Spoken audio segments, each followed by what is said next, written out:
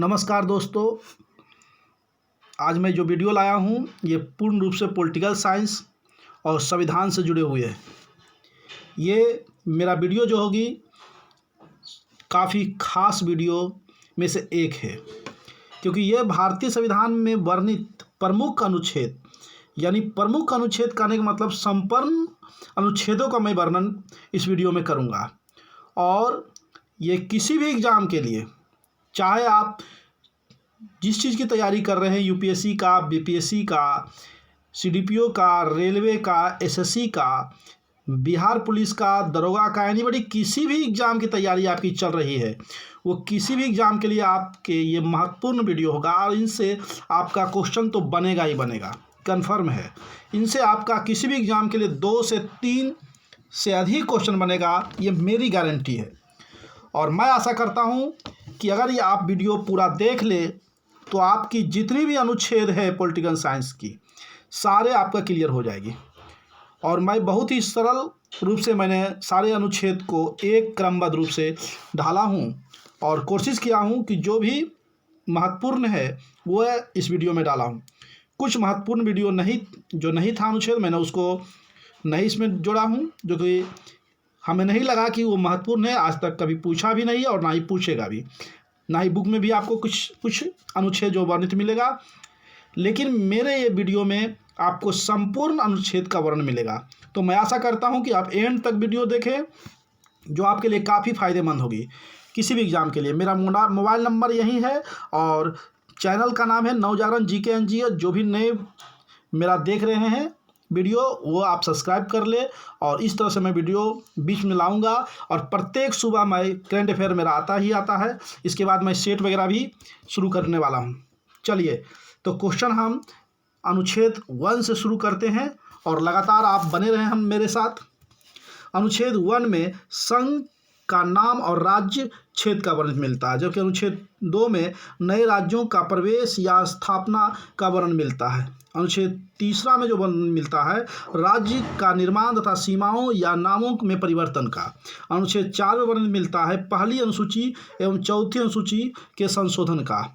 और अनुच्छेद 5 में जो वर्णित मिलता है संविधान के प्रारंभ पर नागरिकता का वर्णन मिलता है। मैं डिस्कशन कुछ भी नहीं करूंगा क्योंकि वीडियो लंबा है। सारे अनुच्छेद को मैंने देखा हूं, इसलिए मैंने लगातार चलूंगा। अनुच्छेद 5वां वर्णित मिलता है संविधान के प्रारंभ पर नागरिकता। अनुच्छेद 6 में वर्णित मिलता है भारत आने वाले व्यक्तियों को नागरिकता। अनुच्छेद 7वां वर्णित मिलता है पाकिस्तान जाने वाले को नागरिकता। अनुच्छेद 8वां में जो वर्णित मिलता है वो भारत के बाहर रहने वाले व्यक्तियों का नागरिकता। अनुच्छेद 9 में जो वर्णित मिलता है विदेशी राज्य की नागरिकता लेने भारत का नागरिकता समाप्त होता है, यानी विदेशी जब नागरिकता ले लेते हैं तो भारत की नागरिकता समाप्त हो जाती है। जबकि अनुच्छेद 10 में जो वर्णित मिलता है नागरिकता के अधिकारों का वर्णन जो है बना रहना। और अनुच्छेद 11 में वर्णित मिलता है संसद द्वारा नागरिकता के लिए कानून का विनिमय। यानी आप कह सकते हैं कि भाग 1 में अनुच्छेद 1 से लेकर के 4 तक वर्णित है, और भाग 2 में जो नागरिकता का वर्णन मिलता है भाग 5 से लेकर के अनुच्छेद 5 से 11 तक। मैंने 11 तक जो आज क्लियर किया अभी तक। चलते अगला आते हैं मौलिक अधिकार। मौलिक अधिकार भाग जो है 3 में जो वर्णित मिलता है वो है अनुच्छेद 12 से 35 तक के। तो लगातार हम इसको भी देखेंगे। अनुच्छेद 12 में राज्य की भाषा। अनुच्छेद 13 में मूल अधिकारों को असंगत या अल्पीकरण करने वाली विधियां। अनुच्छेद 14 में विधि के समझ समानता। अनुच्छेद 15 में धर्म जाति लिंग पर भेदभाव करना गैर कानूनी। आते हैं अनुच्छेद 16। अनुच्छेद 16 में जो मिलता है लोक नियोजन में अवसर की समानता। अनुच्छेद 17 में जो है अस्पृश्यता का अंत, छुआछूत का, जिसे हम अंत करते हैं। अनुच्छेद 18 में उपाधियों का अंत। अनुच्छेद 19 में बोलने की स्वतंत्रता। अनुच्छेद 19 के ए में जो वर्णित मिलता है यानी क में वर्णित मिलता है बोलने एवं प्रेस की स्वतंत्रता। अनुच्छेद 19 के ख में यानी बी में जो वर्णित मिलता है बिना हथियार की सभा लगाने की स्वतंत्रता। अनुच्छेद 19 के गो यानी 19 के सी में जो वर्णित मिलता है संघ बनाने की स्वतंत्रता। अनुच्छेद 19 का घ यानी डी में जो वर्णित मिलता है 19 के डी में भारत के किसी भी स्थान पर घूमने की स्वतंत्रता। अनुच्छेद र यानी ई में जो वर्णित मिलता है अनुच्छेद 19 को ई में भारत के किसी भी स्थान पर बसने की स्वतंत्रता। अब बाद में जम्मू कश्मीर, लेकिन इसको हम काट देते हैं। जम्मू कश्मीर भी अब हम लोग बस सकते हैं, क्योंकि 370 खत्म हो चुकी है अनुच्छेद, इसलिए मैं वहाँ बस सकते हैं, आप भी बस सकते हैं, फ्रीडम है। अनुच्छेद 19 के चो में संपत्ति के अधिकारी जो हटा दिया गया है, वह विधि का अधिकार अनुच्छेद 300 के क और अनुच्छेद 31 में वर्णित मिलता है। 300 को और 31 में भी इसे जोड़ दिया गया है। चलिए, अनुच्छेद 19 का 6 में जो है व्यवसाय करने की स्वतंत्रता है, यानी जो है ना जी कह सकते हैं। नेक्स्ट अगला क्वेश्चन आते हैं, यानी 19 के अनुच्छेद 20 अपराधों के दोष सिद्ध के संबंध में संरक्षण। अनुच्छेद 21 में प्राण और दैहिक स्वतंत्रता का वर्णन मिलता है, जबकि अनुच्छेद 21 के क में यानी ए में 6 से 14 वर्ष के बच्चों को शिक्षा का अधिकार मिला है। अनुच्छेद 22 में कुछ दशाओं में गिरफ्तारी का संरक्षण मिला है, और अनुच्छेद 23 में मानव के दुर्व्यापार, गुलामी और बाल श्रम गैरकानूनी बताया गया है। अनुच्छेद 23 में यानी जो हम जबरदस्ती काम नहीं ले सकते हैं। अनुच्छेद 24 में कारखानों में बालकों का नियोजन का प्रतिशत जो है वर्णित मिलता है, यानी 14 वर्ष से कम वर्ष के बच्चों को काम करवाना कारखाने सरकारी गैर सरकारी ये गैर कानूनी बताया गया है। नेक्स्ट आते हैं अनुच्छेद 25। अनुच्छेद 25 में जो मिलता है धर्म का आचरण और प्रचार की स्वतंत्रता। अनुच्छेद 26 में धार्मिक कार्यों का प्रबंध की स्वतंत्रता, जबकि अनुच्छेद 27 में धार्मिक कर की स्वतंत्रता एवं धार्मिक जमा रकम पर कर देने को बाध्य कर सरकार नहीं कर सकते। यानी धर्म के नाम पर अगर हम जो है ना जितने भी धन डाल दे सकते हैं, उस पर जमा रकम पर जो है कर देने की हमें छूट है, कर नहीं दे सकते तो भी चलेगा, यानी हमारी इच्छा पर निर्भर करती है। अनुच्छेद 28 में किसी भी शिक्षण संस्थान में कोई धार्मिक शिक्षा देना गैर कानूनी एवं विद्यार्थियों को धार्मिक उपदेश देना ये बताया गया है, यानी किसी भी शैक्षिक संस्थान में हम लोग जो है ना धार्मिक शिक्षा नहीं दे सकते हैं। अनुच्छेद 28 में बताती है। आइए अनुच्छेद 29 में। अनुच्छेद 29 में कहते हैं अल्पसंख्यक वर्गों के हितों का संरक्षण। अनुच्छेद 30 में शिक्षा संस्था की स्थापना और प्रशासन करने का अल्पसंख्यक वर्गों का अधिकार है, यानी अल्पसंख्यक वर्ग अपनी शैक्षिक संस्थान खोल सकते हैं और सरकार उसके साथ किसी प्रकार दुर्व्यवहार नहीं करेगी। समान रूप से उसे जो योगदान होगा, सरकारी योगदान उसे मिलेगा। अनुच्छेद 30 में बताता है। अनुच्छेद 31 संपत्ति का अधिकार, मैंने अभी बताया कि विधि का अधिकार अनुच्छेद 300 के ए में और 31 में से रख दिया गया है। कहाँ से उठा करके? 19 के एफ से उठा करके। आइए अनुच्छेद 32 में बताया गया है कि अधिकारों को परिवर्तित कराने के लिए उपचार का वर्णन मिलता है। आइए 19 जिसे हम रीट भी जारी होती है, अनुच्छेद 32 इसी के तहत उच्च न्यायालय जो रीट जारी करते हैं, और 5 प्रकार रीट होती है, और उस 5 प्रकार के आपको पता होगा कि बंदी प्रत्यार्पण और परमादेश, उत्प्रेषण, प्रतिषेध लेख और जो अधिकार परीक्षा लेख, इस तरह से 5 रीट जो है उच्चतम न्यायालय उच्च न्यायालय जारी करते हैं। नेक्स्ट आते हैं अनुच्छेद 36। इसमें जो वर्णित मिलता है नीति निर्देशक तत्वों की परिभाषा मिलती है। आपको पता होगा भाग 4 में नीति निर्देशक तत्वों का वर्णन मिला जो आयरलैंड से ली गई है, और इसमें अनुच्छेद 36 से लेकर के 51 तक का वर्णन थे। चलिए, तो अनुच्छेद 36 में नीति निर्देशक तत्वों की परिभाषा का वर्णन मिलता है। अनुच्छेद 37 में अंतर्विशिष्ट तत्वों को लागू होना दर्शाया गया है, यानी न्यायालय में किसी प्रकार से परिवर्तित नहीं किया जा सकता है, ना ही से सुनवाई किया जा सकता। आइए अनुच्छेद 38 में भारतीय नागरिकों को सामाजिक, आर्थिक और राजनीतिक न्याय प्रदान करना, अनुच्छेद 38 बताता है। अनुच्छेद 39 बताता है हमें कि राज्य का यह कर्तव्य है कि वह समान कार्य के लिए समान वेतन दे। राज्य का यह कर्तव्य है कि समान काम के लिए समान वेतन दे। आइए अनुच्छेद 40। अनुच्छेद 40 हमें बताता है ग्राम पंचायतों का संगठन। अनुच्छेद 41 बताती है कि राज्य का दायित्व है कि कुछ दशाओं में नागरिकों को काम, शिक्षा, जन सहायता पाने का अधिकार है, यह हमें 41 बताता है। और अनुच्छेद 42 एवं 43 जो बताती है राज्य कामगारों को निर्वाह, मजदूरी, काम की मानवोचित दशाएं, प्रसूति सहायता प्रदान करने का ये अधिकार है।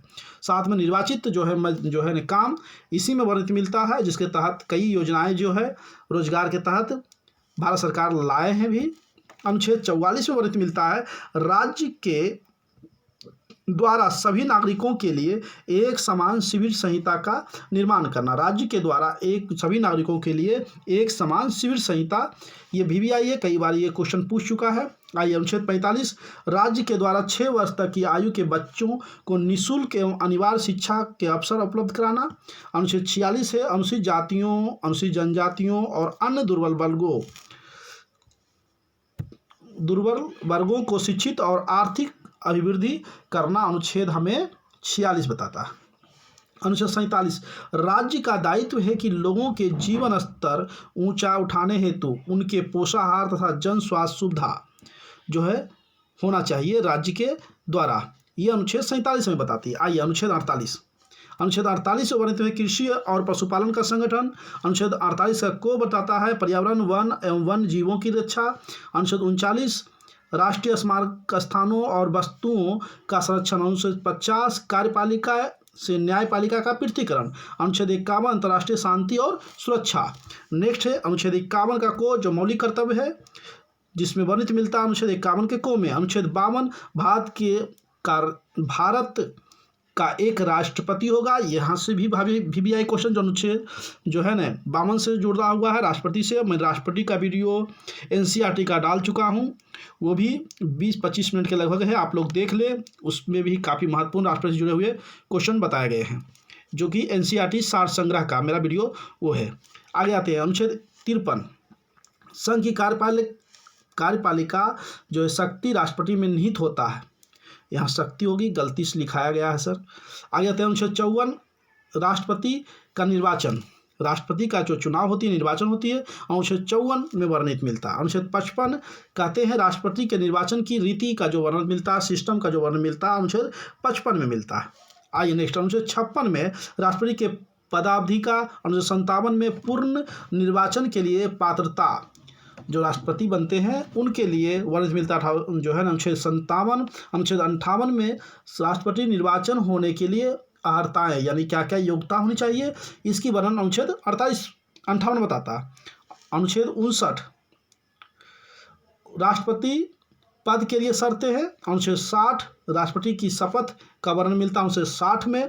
अनुच्छेद 61 में राष्ट्रपति पर महाभियोग चलाने की प्रक्रिया। अनुच्छेद 62 में राष्ट्रपति पद पर व्यक्ति को भरने के लिए निर्वाचन का समय और रीतियां जो अनुच्छेद 62 बताती है। अनुच्छेद 63 और आपको पता है कोई भी राष्ट्रपति पद पर खड़ा हो सकता है वही व्यक्ति जिसके लिए संसद कम से कम 50 सदस्य जो है ना उसके पक्ष में हो। तो याद रखिएगा 50 सदस्य के जो अनुमोदित होने पर ही वह राष्ट्रपति के लिए खड़ा व्यक्ति हो सकता है। इसलिए मैं बता रहा हूं कि NCERT का सात संग्रह जो मैं वीडियो डाला हूं वो आप देख ले, वो आपके लिए राष्ट्रपति से जुड़े हुए काफ़ी महत्वपूर्ण क्वेश्चन होगी। चलिए अनुच्छेद 63 का भारत का एक उपराष्ट्रपति होगा। अनुच्छेद 64 उपराष्ट्रपति का राज्यसभा का पदेन सभापति होना यानी उपराष्ट्रपति राज्यसभा का पदेन सदस्य होते हैं, सभापति होते हैं अनुच्छेद 64 के तहत। नेक्स्ट आती है अनुच्छेद 65 में। अनुच्छेद 65 में कहते हैं राष्ट्रपति के पद की रिक्त पर उपराष्ट्रपति के कार्य। अनुच्छेद 66 में उपराष्ट्रपति का निर्वाचन। अनुच्छेद 61 में राष्ट्रपति और उपराष्ट्रपति के निर्वाचन संबंधी। अनुच्छेद 72 में क्षमादान की शक्ति। अनुच्छेद 73 में संघ की कार्यपालिका शक्ति का विस्तार। नेक्स्ट आते हैं अनुच्छेद 74। अनुच्छेद 74 में कहते हैं राष्ट्रपति को सलाह देने के लिए मंत्रिपरिषद। अनुच्छेद 75 में मंत्रियों के बारे में उपबंध। अनुच्छेद 76 में भारत में एक महानवादी होगी। अनुच्छेद 77 में कहते हैं कि भारत सरकार के कार्य का संचालन करेगा, जो महानवादी होगी भारत सरकार के कार्य का संचालन करेगा। अनुच्छेद 78 में जो वर्णित मिलता है राष्ट्रपति को जानकारी देने के प्रधानमंत्री के कर्तव्य है, किसी प्रकार जो कार्य होती है उसकी जानकारी प्रधानमंत्री देते हैं। अनुच्छेद 79 संसद का गठन। अनुच्छेद 80 राज्यसभा की संचालन संरचना, राज्यसभा का गठन जो है अनुच्छेद 80 में वर्णित मिलता है। अनुच्छेद 81 में लोकसभा का संरचना, लोकसभा का जो गठन हुआ है।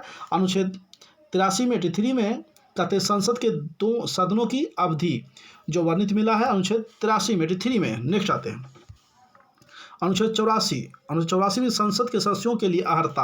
अनुच्छेद 85 में संसद का सत्र, सत्रावासन और विघटन यानी विघटन जो लोकसभा की जाती है अनुच्छेद 85 के तहत राष्ट्रपति के द्वारा। राष्ट्रपति का विशेष अभिभाषण जो तैयार होती है, अभिभाषण दी जाती है अनुच्छेद 87 में 87 में। अनुच्छेद 88 में संसदों के बारे में मंत्रियों और महानवादी अधिकार जो मिलता है अनुच्छेद 88 में।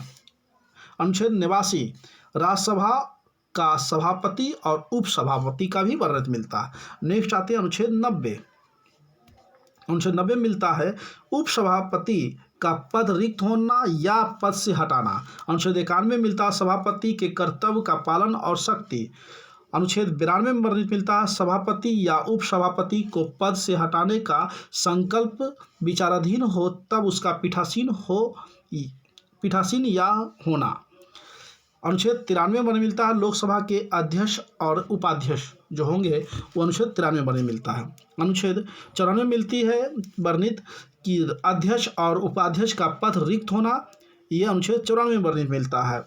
जबकि अनुच्छेद 95 में अध्यक्ष में कर्तव्य एवं शक्तियाँ का वर्णन मिलता है। अनुच्छेद 96 में अध्यक्ष उपाध्यक्ष को पद से हटाने का संकल्प हो तब उसका पीठासीन ना होना। ये पीठासीन पद पर रहेंगे तब तक नहीं हटाया जाता है। पीठासीन ना होना, उन्हें हटाने की प्रावधान जो है अनुच्छेद 96 में है। चलिए अनुच्छेद 97 की बात कर रहे हैं। 97 में है सभापति, उपसभापति तथा अध्यक्ष उपाध्यक्ष के वेतन और भत्ते। अनुच्छेद 98 में संसद का सचिवालय। अनुच्छेद 99 में सदस्य द्वारा शपथ या प्रतिज्ञा। अनुच्छेद 100 में वर्णित मिलता है संसदों में मतदान रिक्तियां के होते हुए भी सदनों के कार्य करने की शक्ति और गणपूर्ति। नेक्स्ट अनुच्छेद 108 में हम 100 के बाद सीधे हम 108 में आते हैं, क्योंकि 101 से लेकर के 107 तक कोई विशेष महत्वपूर्ण नहीं होने के कारण मैं 108 को लिया हूँ। चलिए 108 में जो वर्णन मिलता है कुछ दशाओं में दोनों सदनों की संयुक्त बैठक। अनुच्छेद 109 में धन विधेयक के संबंध में विशेष प्रक्रिया। अनुच्छेद 110 में धन विधेयक की परिभाषा। अनुच्छेद 111 में विधायकों पर अनुमति। अनुच्छेद 112 में वार्षिक वित्तीय विवरण का वर्णन मिलता है। वार्षिक वित्तीय विवरण का वर्णन मिलता है।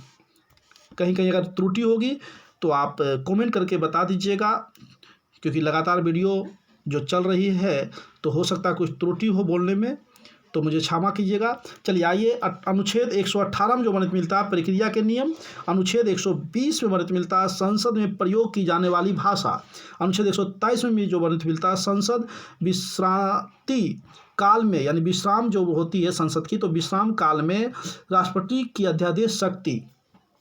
अनुच्छेद जो है 124 में विश्राम काल, यानी संसद की जो बैठक होती है सत्रहवान होती है वर्ष में 3 बार, बीच में जो मध्य जो बनता है वो संसद जो बंद होती है उस समय जो अध्यादेश जो जारी होती है राष्ट्रपति के तत्काल उपस्थिति पर ही, क्योंकि उस समय संसद नहीं होती और संसद की बैठक नहीं होती और तत्काल किसी प्रकार आपात या बाहरी आक्रमण या अन्य किसी प्रकार जो है ना आदेश लेना है तो उसे हम अध्यादेश कहते हैं और स्वयं राष्ट्रपति उस समय अध्यादेश जारी करता है और वो अधिकार 123 के तहत है। इस बात को समझिएगा और इस पर जोर डालिएगा, काफ़ी महत्वपूर्ण ये अनुच्छेद है। आइए अनुच्छेद 124 में उच्चतम न्यायालय की स्थापना और गठन।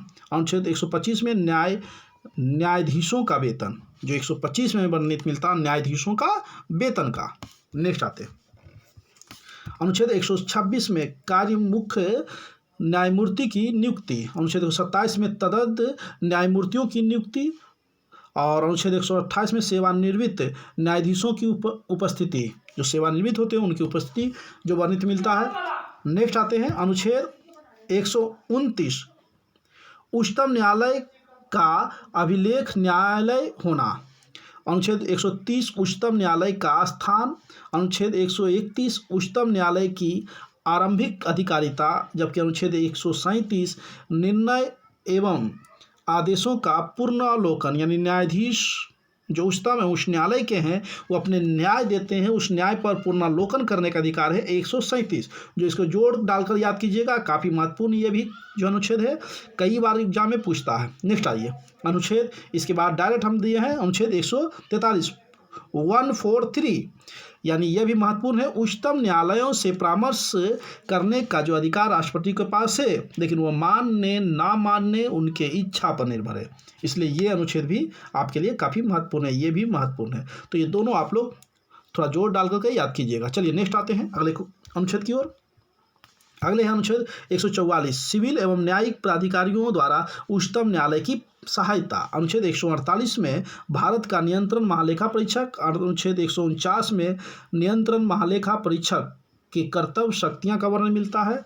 अनुच्छेद 150 में संघ से राज्यों के लेखन का प्रारूप का वर्णन मिलता है। नेक्स्ट आते हैं अनुच्छेद 51 से में वर्णित मिलता है, कैग अपनी रिपोर्ट केंद्र के संबंध में राष्ट्रपति को तथा राज्यों के संदर्भ में राज्यपाल को सौंपता है। अनुच्छेद 153, राज्यों में एक राज्यपाल होगी। अनुच्छेद 154, राज्य की कार्यपालिका शक्ति जो है निहित है राज्यपाल में। अनुच्छेद 155, राज्यपाल की नियुक्ति की व्यवस्था है। और अनुच्छेद 156, राज्यपाल की जो है न पदावधि, यानी कितने समय तक वो कार्यकाल पर बना रहेंगे, वो 156 में वर्णित मिलता है। ऐसे तो हम कह सकते हैं कि राष्ट्रपति के प्रसाद प्रदत्त पर वो निर्भर करते हैं। अनुच्छेद 157, राज्यपाल की नियुक्ति होने की योग्यता यानी उनकी अर्हता क्या होनी चाहिए। अनुच्छेद 158, राज्यपाल के पद के लिए शर्तें। अनुच्छेद 159, राज्यपाल को सलाह देने के लिए मंत्रिपरिषद होना है, जो राज्य के स्तर से जो होते हैं। नेक्स्ट है अनुच्छेद 163, ये भी आई है, राज्यपाल को सलाह देने के लिए मंत्रिपरिषद। अनुच्छेद 164, मंत्रियों के बारे में अनुबंध। अनुच्छेद 165, राज्य का महाधिवक्ता होगा, जिस तरह से अनुच्छेद 176 में जो है महानुवादी होती है, उसी प्रकार राज्य में 165 के तहत राज्य के महाधिवक्ता होते हैं। अनुच्छेद 166, राज्य सरकार का संचालन। नेक्स्ट है अनुच्छेद 167, राज्यपाल को जानकारी देने के संबंध में मुख्यमंत्री के कर्तव्य है, यानी किसी प्रकार जो है कार्य राज्य के स्तर पर होती है तो वो राज्यपाल को जो है सूचना दें, ये मुख्यमंत्री का कर्तव्य है, जिस प्रकार प्रधानमंत्री राष्ट्रपति को देते हैं। अनुच्छेद 168, राज्य के विधानमंडल का गठन। अनुच्छेद 170, विधानसभाओं की संरचना। अनुच्छेद 171, विधान परिषद की संरचना। अनुच्छेद 172, राज्यों के विधानमंडल की अवधि। अनुच्छेद 176, राज्यपाल का विशेष अभिभाषण अनुच्छेद 176 में जाती है। नेक्स्ट अनुच्छेद 177, सदनों के बारे में मंत्रियों और महाधिवक्ताओं के अधिकार। अनुच्छेद 178, विधानसभा का अध्यक्ष और उपाध्यक्ष का वर्णन मिलता है, जबकि 93 में जो है राज्यसभा के अध्यक्ष और उपाध्यक्ष की जो वर्णन मिलता था। अनुच्छेद 179, अध्यक्ष और उपाध्यक्ष का पद रिक्त होना या पद से हटाना, यह राज्य के संबंध में है, विधानसभा के संबंध में। अनुच्छेद 180, अध्यक्ष को पदों के कार्य की एवं शक्ति का वर्णन मिला है। अनुच्छेद 181, अध्यक्ष उपाध्यक्ष को पद से हटाने का कोई संकल्प पारित होना पर उसका पीठासीन ना होना। अनुच्छेद 182 यानी 82, विधान परिषद का सभापति और उपसभापति का वर्णन मिला है। अनुच्छेद 183, सभापति और उपसभापति के पद रिक्त होना। नेक्स्ट है अनुच्छेद 184, सभापति के पद के कर्तव्यों का पालन एवं शक्ति। अनुच्छेद 185, सभापति उपसभापति को पद से हटाए जाने का संकल्प विचाराधीन होने पर उसका पीठासीन ना होना। अनुच्छेद 186, अध्यक्ष उपाध्यक्ष सभापति और उपसभापति के वेतन और भत्ते का जो वर्णन मिला है। अनुच्छेद 187, राज्य विधानमंडल का सचिवालय का वर्णन मिला है। ये थोड़ा रॉन्ग हो गई है। नेक्स्ट आते हैं अनुच्छेद 88, अनुच्छेद 188, राज्यों द्वारा शपथ या प्रतिज्ञा का वर्णन मिला है। अनुच्छेद 189, सदस्यों में मतदान रिक्तियां होते हुए भी साधनों का कार्य करने की शक्ति और गणपूर्ति। अनुच्छेद 199, धन विधेयक की परिभाषा राज्य के स्तर पर। अनुच्छेद 200, विधायकों पर अनुमति। और अनुच्छेद 202 कहते हैं वार्षिक वित्तीय विवरण अनुच्छेद 202 में वर्णित है। आइए अनुच्छेद 223 अनुच्छेद 213 विधानमंडल में अध्यादेश सत्यापित करने के राज्यपाल की शक्ति प्राप्त है। यानी जिस प्रकार आप देख चुके थे, इसके पहले मैंने बताया था कि अनुच्छेद 127 में हमारे राष्ट्रपति अध्यादेश जारी करता, उसी प्रकार राज्य में अगर राष्ट्रपति शासन लागू हो, मुख्यमंत्री ना हो, विधानमंडल ना चल रहा हो, या अगर विधानमंडल जो है मुख्यमंत्री हो भी लेकिन विधानमंडल अगर नहीं चल रहा हो, तो अध्यादेश इमरजेंसी जो लागू होती है वो राज्यपाल के द्वारा, वो अनुच्छेद 213 के तहत। तो याद रखिएगा, ये भी आपके अनुच्छेद काफ़ी महत्वपूर्ण होगी। अनुच्छेद 214 राज्यों के लिए उच्च न्यायालय होना, और 124 में क्या है, देश के लिए एक सर्वोच्च न्यायालय होना, और जबकि 214 में राज्यों के लिए एक उच्च न्यायालय होना। आइए अनुच्छेद 215 उच्च न्यायालयों का अभिलेख न्यायालय होना, और अनुच्छेद 216 उच्च न्यायालयों का गठन, अनुच्छेद 217 उच्च न्यायालय के न्यायाधीश की नियुक्ति, पहती, शर्तें, इसमें 217 में वर्णित मिलता है। नेक्स्ट आते हैं, सारे अनुच्छेद हम इस वीडियो में दिया हूँ, आप लोग एंड तक वीडियो जरूर देखें, और अगर वीडियो ठीक लग रहा हो, हमारी मेहनत आपकी जो है अच्छी लग रही हो, तो आप वीडियो को लाइक कर दें, शेयर करें। काफ़ी मेहनत लगा है सारे अनुच्छेद को एक स्थान लाने में। किसी भी एक पुस्तक में सारे अनुच्छेद मिलना जो है ना मुश्किल थोड़ा हो जाती है, इसलिए मैंने कोशिश किया हूँ कि सारे अनुच्छेद जो महत्वपूर्ण आपके लिए है मैंने लाने की कोशिश किया हूँ। इसलिए अगर आपको मेरा मेहनत अच्छी लग रहा हो तो थोड़ा लाइक कर दें। आइए अनुच्छेद 221 न्यायाधीशों का वेतन जो है हमारे राज्य स्तर से जो न्यायाधीश होते हैं। अनुच्छेद 222 एक न्यायालय से दूसरे न्यायालय में न्यायाधीशों का अंतरण यानी स्थानांतरण जो की जाती है वो 222 के तहत। अनुच्छेद 223 कार्यकारी मुख्य न्यायमूर्ति की नियुक्ति, और अनुच्छेद 224 के तहत अन्य न्यायाधीशों की नियुक्ति, जब 223 में मुख्य न्यायाधीश और 224 में अन्य न्यायाधीशों की नियुक्ति की जाती है। अनुच्छेद 226 में कुछ रीट निकालने के लिए उच्च न्यायालय की शक्ति प्रदान की गई है। अनुच्छेद 231 में 2 या अधिक राज्यों के लिए एक ही उच्च न्यायालयों की स्थापना की गई है, यानी एक ही उच्च न्यायालय से 2 या 2 से अधिक राज्यों या केंद्र शासित प्रदेश उसमें समाहित हो गए। कब? अनुच्छेद 231। अनुच्छेद 233 जिला न्यायाधीशों की नियुक्ति। 237 राज्यपाल को यह अधिकार देता है कि वह अधीनस्थ न्यायालय संबंधी प्रावधान होंगे। अनुच्छेद 241 संघ राज्य क्षेत्र के लिए उच्च न्यायालय। अनुच्छेद 243 नगर पंचायत नगर पालिकाएँ एवं सहकारी समितियां का जो वर्णित मिलता है वो 243 के तहत। नेक्स्ट आते हैं 244 अनुच्छेद 244 अनुसूचित क्षेत्रों एवं जनजाति क्षेत्रों का प्रशासन। अनुच्छेद 248 अवशिष्ट विधायिक शक्तियां का वर्णन मिला है। अनुच्छेद 252 2 या अधिक राज्य के लिए सहमति से विधि बनाने की संसद की शक्ति प्राप्त है। नेक्स्ट है 254 में वर्णित मिलता है संसद द्वारा बनाई गई विधियों और राज्य के विधानमंडल द्वारा बनाए गए असंगति जो वर्णित मिलता है। अनुच्छेद 256 राज्यों की और संघ की बाध्यता। अनुच्छेद 257 कुछ दशाओं में राज्यों पर संघ का नियंत्रण। अनुच्छेद 262 अंतर्राज्यीय नदियों या नदी दोनों के जल संबंधी विवादों का न्याय निर्णय।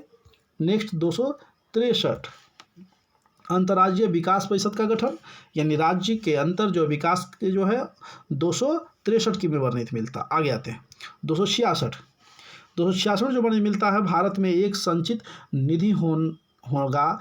ये जो है 266 में वर्णित मिलता है। 267 में आकस्मिक निधि। 269 में संघ द्वारा उद्ग्रहित और संग्रहित किंतु राज्यों को सौंपे जाने वाले कर का भी ये वर्णित मिलता है। अनुच्छेद 269 में 270 में जो वर्णित मिलता है संघ द्वारा इकट्ठे किए गए संघ और राज्यों के बीच वितरित किए जाने वाले कर का। नेक्स्ट आते हैं अनुच्छेद 280 वित्त आयोग। अनुच्छेद 281 वित्त आयोग की सिफारिश। अनुच्छेद 292 भारत सरकार द्वारा उधार लेना जो राज्य लेते हैं। भारत सरकार द्वारा उधार लेना या कहीं से वो लेते हैं या अधिकार है वो किसी राज्य या किसी से भी, तो ये अनुच्छेद 292 में हमें वर्णित मिलता है। 293 में राज्य द्वारा उधार लेना। अनुच्छेद 300 के क में संपत्ति का विधि अधिकार। नेक्स्ट आते हैं अनुच्छेद 300 के 1 यानी 301 में जो वर्णित मिलता है व्यापार वाणिज्य और समागमन की स्वतंत्रता का। अनुच्छेद 309 में राज्य की सेवा करने वाले व्यक्तियों की भर्ती और सेवा की शर्तें यानी नौकरियां पद सरकारी जो मिलता है अनुच्छेद 309 में वर्णित मिलता है। अनुच्छेद 310 में संघ या राज्य की सेवा करने वाले व्यक्तियों की पदावधि। अनुच्छेद 312 में अखिल भारतीय सेवा की नियुक्ति राष्ट्रपति द्वारा की जाती है। नेक्स्ट आते हैं 313 में जो वर्णित मिलता है संक्रमणकालीन उपबंध। अनुच्छेद 315 में संघ राज्य के लिए लोक सेवा आयोग। अनुच्छेद 316 में सदस्यों की नियुक्ति एवं पदावधि। नेक्स्ट अनुच्छेद 317 में जो वर्णित मिलता है लोक सेवा आयोग के किसी सदस्य को हटाया जाना या निलंबित किया जाना। अनुच्छेद 320 में जो वर्णित मिलता है लोक सेवा आयोग की कृति। अनुच्छेद 323 के क में प्रशासनिक अधिकार। अनुच्छेद 323 के ख में अन्य विषयों के लिए अधिग्रहण। नेक्स्ट 324 में जो वर्णित मिलता है निर्वाचन के अभिक्षण निर्देशन और नियंत्रण का निर्वाचन आयोग में निहित होना। अनुच्छेद 329 में निर्वाचन संबंधी मामले में न्यायालय के हस्तक्षेप का वर्णन। अनुच्छेद 330 में लोकसभा में अनुसूचित जाति और अनुसूचित जनजाति के लिए स्थानों का आरक्षण। अनुच्छेद 331 में लोकसभा में आंग्ल भारतीय समुदाय का प्रतिनिधित्व जो राष्ट्रपति के द्वारा 2 सदस्यों को की जाती है। नेक्स्ट आते हैं अनुच्छेद 331 आप VVI समझिएगा क्योंकि लोकसभा में आंग्ल भारतीय समुदाय की प्रतिनिधि जो राष्ट्रपति द्वारा की जाती 2 सदस्यों को, ये काफ़ी महत्वपूर्ण है, ये कई बार एग्जाम में पूछ चुका है। नेक्स्ट आते हैं अनुच्छेद 332 में राज्य के विधान सभा में अनुसूचित जाति और अनुसूचित जनजाति के लिए स्थान का आरक्षण होना। ये राज्य के लिए और ये एंग्लो इंडियन किसे कहते हैं तो आपको मालूम है। वैसे जिस समय अंग्रेज हमारे भारत में थे और स्वतंत्रता के बाद कुछ अंग्रेज भारत से चले गए, लेकिन जो भारत में जन्म ले चुके हैं, भारत में अधिकार मिल गया है, नागरिकता मिल गया है, लेकिन उनकी माता और पिता विदेशी है, उनको भारत के संसद में 2 सदस्यों को अधिकार यानी स्थान मिला है। नेक्स्ट आते हैं अनुच्छेद 333 में कहते राज्य की विधानसभा में आंग्ल भारतीय समुदाय का प्रतिनिधित्व। अनुच्छेद 343 में संघ की परिभाषा का वर्णन मिला है। नेक्स्ट आते हैं 344 राज्यसभा के संबंध में आयोग और संसद की समितियां। अनुच्छेद 350 को में प्राथमिक स्तर पर मातृभाषा में शिक्षा की सुविधा। अनुच्छेद 351 में हिंदी भाषा के विकास के निर्देश। अनुच्छेद 352 में आपात की उद्घोषणा का प्रभाव। अनुच्छेद 356 में राज्य में संवैधानिक तंत्र में विफल हो जाने की दशा में उपबंध। अनुच्छेद जो हम राष्ट्रपति शासन कह सकते हैं। अनुच्छेद 360 में वित्तीय आपात के बारे में उपबंध। अनुच्छेद 363 में राष्ट्रपति द्वारा लोकहित में अंतर्राज्यीय परिषद का गठन। अनुच्छेद 368 में संविधान का संशोधन करने की संसद की शक्ति और उसकी प्रक्रिया है। अनुच्छेद 371 में जो वर्णित मिलता राज्यपाल को महाराष्ट्र और गुजरात राज्यों को विदर्भ, मराठावाड़, सौराष्ट्र एवं विकास बोर्डो से संबंधित मामले का जो वर्णित मिला है। अनुच्छेद 377 में भारत के नियंत्रण और महालेखा परीक्षक के बारे में उपबंध है। अनुच्छेद 378 में लोक सेवा आयोग के बारे में वर्णित मिलता है, जबकि 394 के क में राष्ट्रपति को अधिकार है कि वह संविधान को हिंदी में अनुवाद करवा सकता है। ये भी VVI है, आप देख सकते हैं। नेक्स्ट आते हैं लास्ट 395 जो बने मिलता है भारतीय स्वतंत्रता अधिनियम 1947 ईस्वी का भारत शासन अधिनियम 1953 तथा इसके अन्य पूरक प्रतिनिधि अधिनियमों को जिसमें प्रिवी काउंसिल क्षेत्राधिकार अधिनियम शामिल है, यह यहाँ रद्द किया जाता है। यह वर्णित हमें अनुच्छेद 395 में है। तो इस तरह से मेरा जो अनुच्छेद का जो वीडियो है ये काफ़ी थोड़ा सा महत्वपूर्ण रहा। आप लोग इसको देखें, एक बार में अगर समझ में नहीं आती दूसरा देखने की कोशिश करें। मैंने तेज़ी से इस वीडियो को कम से कम समय में पूरा करने की कोशिश किया हूँ। तो इस वीडियो को मैं समाप्त करता हूँ। जय हिंद, जय भारत।